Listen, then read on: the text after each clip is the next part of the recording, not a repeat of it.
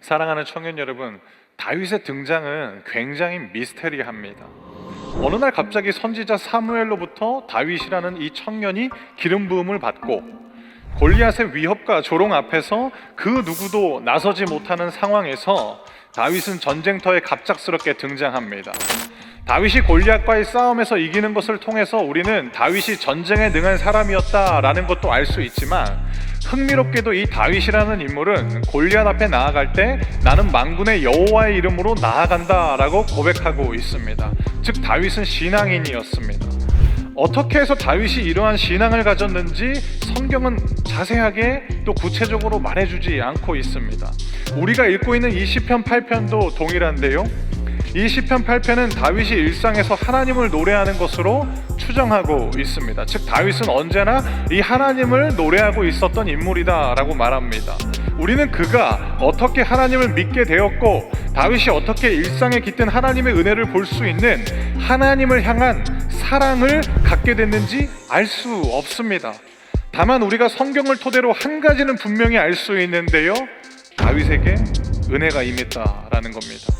그 은혜로 하나님을 사랑하게 되었고 하나님을 사랑했기 때문에 일상에 깃들어 있는 하나님의 은혜를 지금 노래하고 있는 것입니다. 사랑하는 청년 여러분, 이 세상의 그 어떤 사람도 자신을 향한 하나님의 사랑과 또 자신 안에 있는 하나님에 대한 사랑이 항상 뜨겁고 항상 선명하게 느껴지는 사람은 없습니다. 하루 종일 교회에서 일하고 예배를 준비하는 저도 저를 향한 하나님의 사랑과 또 하나님에 대한 제 사랑이 언제나 뜨겁고 언제나 선명하게 느껴지지 않습니다. 그리고 이러한 반응은 우리뿐만 아니라 우리 믿음의 선배들에게도 동일하게 나타났고 그들의 고백 속에서도 우리는 찾아볼 수 있습니다. 그 중에 한 사람, 오늘 여러분에게 소개해드리고 싶은 사람은 데이빗 브레이너드라는 사람입니다. 이 사람은 이 땅에서 29세의 짧은 생애를 마쳤던 인물입니다. 이 사람의 일기를 통해서 젊은이들이 하나님과의 관계에 대해서 관심을 갖게 되었고, 전능자의 그늘이라는 책을 통해서 알려진 짐 엘리엇이라는 선교사라든지 아니면 18세기 부흥운동의 지도자 조나단 에드워즈 역시 이 데이빗 브레이너드의 생애일기라는 이 책을 통해서 믿음의 열정을 다시 회복하곤 했습니다.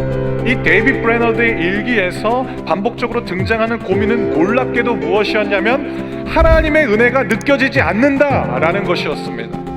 그리고 그를 다시 회복시키는 그 반복되는 기도도 너무나도 간단했습니다. 하나님의 은혜를 느낄 수 있도록 제게 하나님의 은혜를 달라라는 기도였습니다.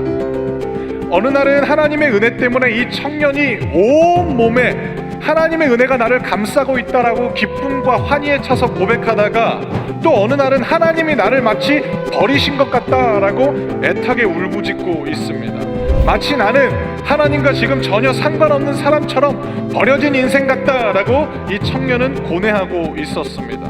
그렇게 기도하면 하나님은 다시 그에게 은혜를 주시고 또 은혜가 없어진 것 같다라는 생각이 들면 이 청년은 다시 하나님의 은혜를 구하고, 이 청년의 삶은 29년 동안 이 기도가 반복되는 삶이었습니다. 선교사로 헌신하고 싶어 했던 젊은이였습니다. 그러나 병으로 일찍 이 땅에서의 삶을 마쳐서 우리가 보기에 그의 꿈은 이루어진 것처럼 보이지 않습니다.